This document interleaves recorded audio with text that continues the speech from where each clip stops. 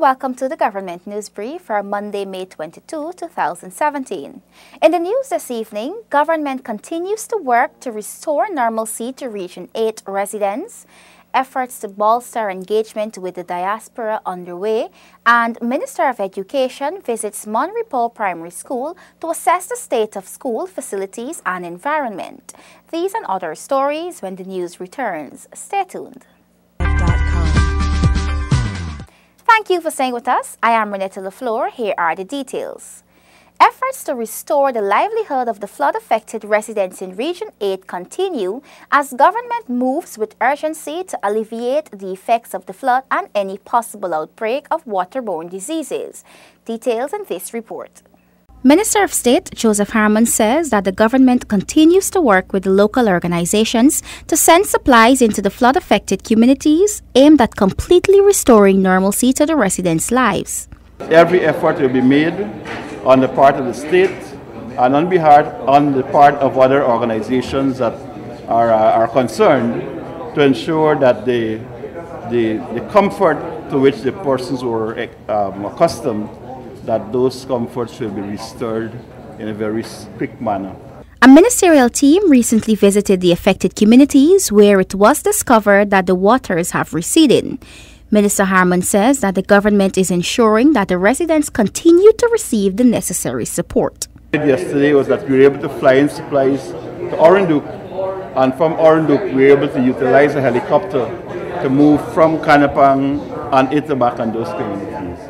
So it was really the resource of the state that actually had to bring that relief.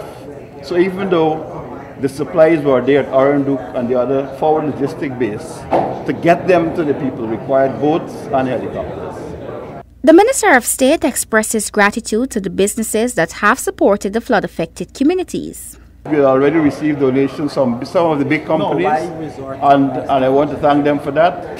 The Civil Defense Commission does not keep stuff that can actually are perishable, so that when these activities come up, they on their own accord and with their own resources can actually purchase some of these items. But certainly that was never enough. So we always have to ask, we have to resort to the good nature and the spirit, the community spirit of companies that are in Guyana, so that they can help in this effort. The minister is confident that the government will provide the necessary support for all the flood-affected communities. Renetta LaFleur for the Government News Brief. As part of efforts to bolster engagement with the diaspora, a conference for entrepreneurs from Canada, the United Kingdom, and the United States is being held in Guyana from May 22 to 25, 2017. Gabriela Patram has the details. The collaborative project undertaken by the Ministry of Foreign Affairs and the International Organization for Migration (IOM) is being held under the theme Effective and Sustainable Diaspora Engagement for Development in the Caribbean ESD-EDC Go-See Visit 2017. This event will see prospects being developed for small to medium-sized enterprises to create employment.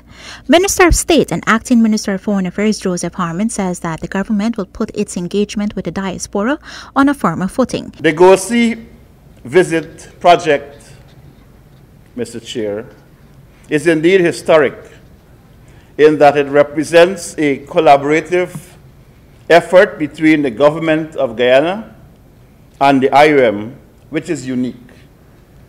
Since the project is an offshoot from the Guyana Diaspora Project document, which was launched in 2012 with the expressed objective of streamlining in a sustainable manner the interaction and relationship between the government of Guyana and the Guyanese diaspora.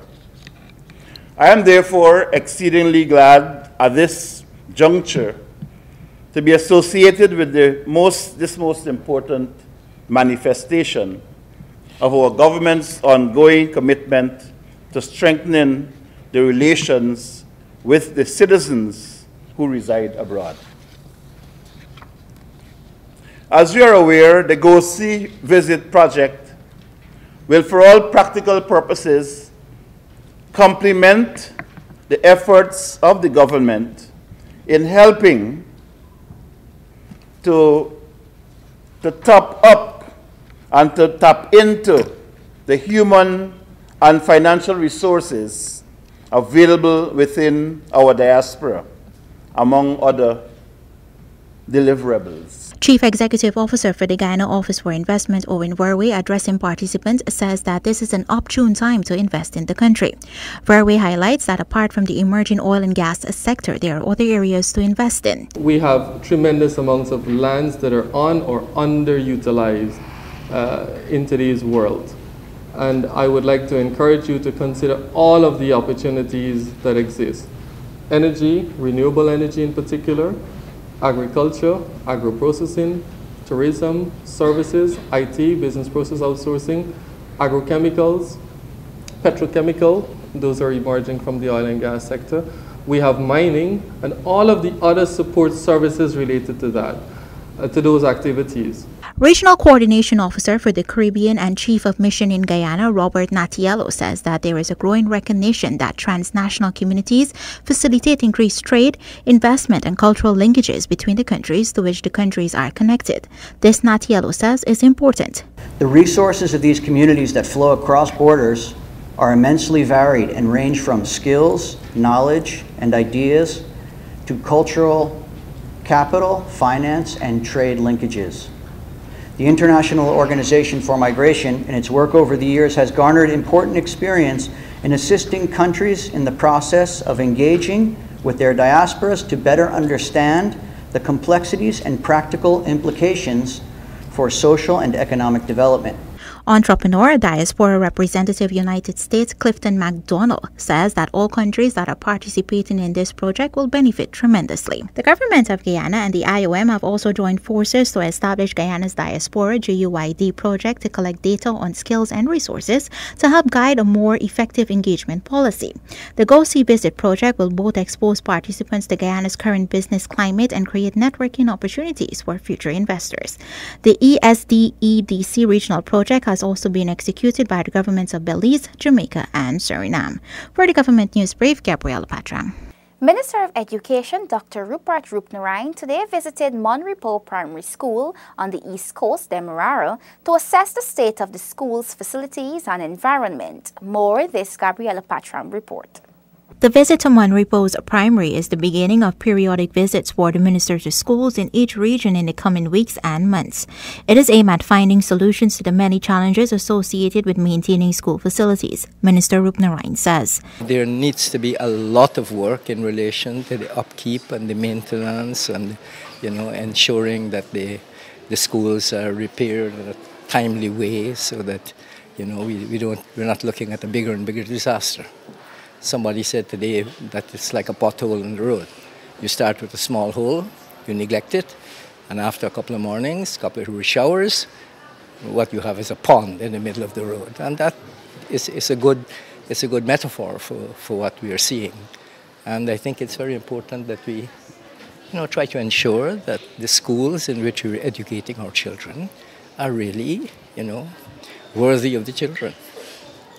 And I'm frankly not very happy when I see the condition of some of the schools. The Education Minister says that the ministry will be working with the schools, head teachers, regional officials, and the relevant agencies to pursue solutions to address the crumbling infrastructure. As far as we can influence regional policy, because at the level of the budget, we have the Minister of Communities who sits right there, and it's not as though we are in different governments, we're in the same government.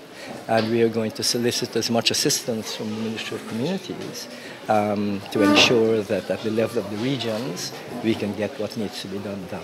We can't do everything sitting in Bricknam, but the education system is very decentralized, and we have to ensure that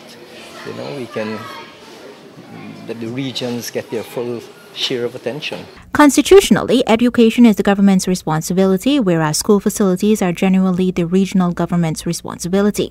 Chief Education Officer Marcel Hudson says a large part of what the ministry will have to do is monitoring to ensure that annual repairs and constructions are carried out on all the facilities. As Minister rightly said, we have a decentralized system But that does not negate the fact that we have a responsibility by policy and by virtue of the fact that we are responsible for supervision and monitoring of what happens. Although hard evidence is scanty, a few studies indicate that when a school building is in disrepair, student achievement suffers. Government, as part of rebuilding the education system to deliver 21st century learners, has been focusing on improving not only access but the quality of education.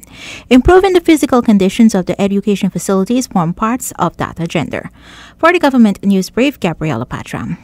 Minister Karen Cummins tells my Coney residents that things will be better as she urges them to be patient. Neola Damon has more.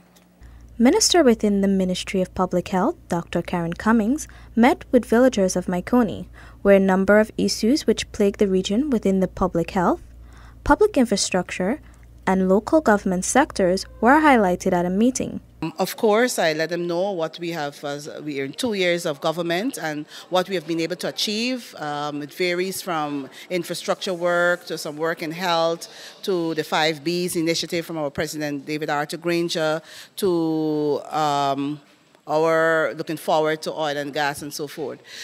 In addition to that, I have managed to hear the comments from the persons here. They were able to look after issues. For instance, there isn't a functioning NDC chairman because there was a tie, and so there is a problem, so we have to have that solved.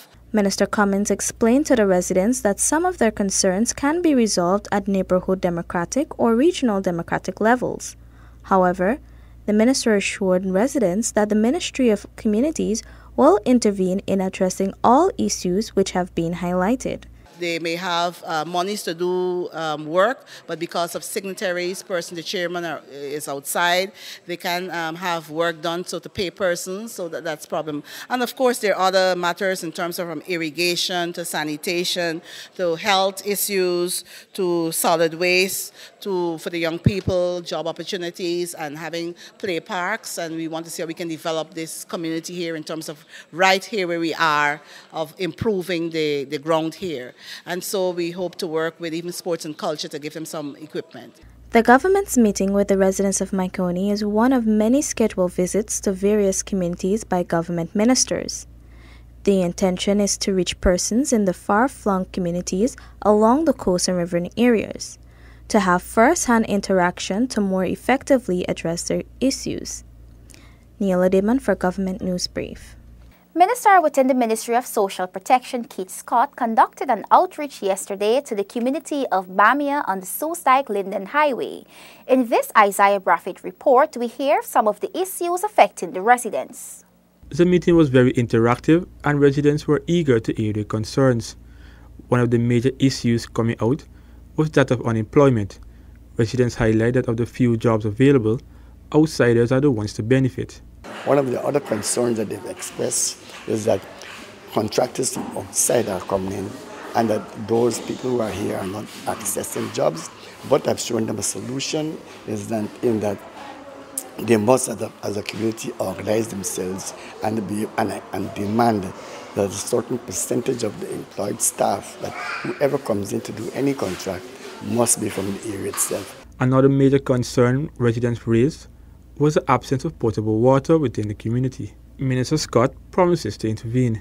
The problem like potable water is a real problem indeed, and I have an undertaking to speak to Mr. Van Mestards tomorrow to see if we can speed up the process to bring water to the area. Despite the many complaints, Minister Scott says that the residents are grateful for having access to electricity and educational opportunities. I'm very happy to see that the government of the day has been able to give them lights within a very short space of time since we've come to power, and the community itself have expressed total satisfaction with our government in that they have been able to access lights now, and the water will now be like the icing on the cake.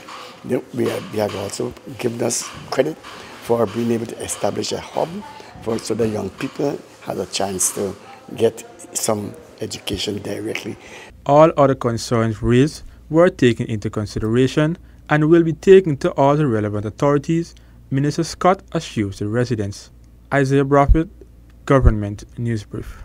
Today is International Day for Biological Diversity. In December 2000, the United Nations General Assembly adopted May 22nd as the day to celebrate International Day for Biological Diversity. The day, which is being celebrated under the theme Biodiversity and Sustainable Tourism, is an opportunity to raise awareness of the important contribution of sustainable tourism both to economic growth and to the conservation of biodiversity.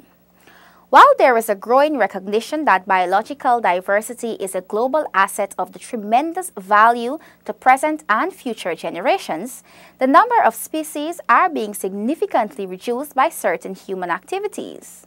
The presence of attractive landscapes and rich biodiversity is a crucial component of tourism in Guyana and many other parts of the world. Tourism has key advantages for biodiversity awareness, protected areas, habitat restoration, community engagement, and resource mobilization. In fact, the tourism sector, when managed well, can attract revenue that will support biodiversity conservation efforts. We have come to the end of today's edition of the Government News Brief. The details of these and other stories can be found on GINA's website. GINA has an active Facebook page, and we encourage you to visit and like us so you can be informed as the news unfolds. Do join us tomorrow for another edition of the Government News Brief. I am Renetta LaFleur. Thank you for watching.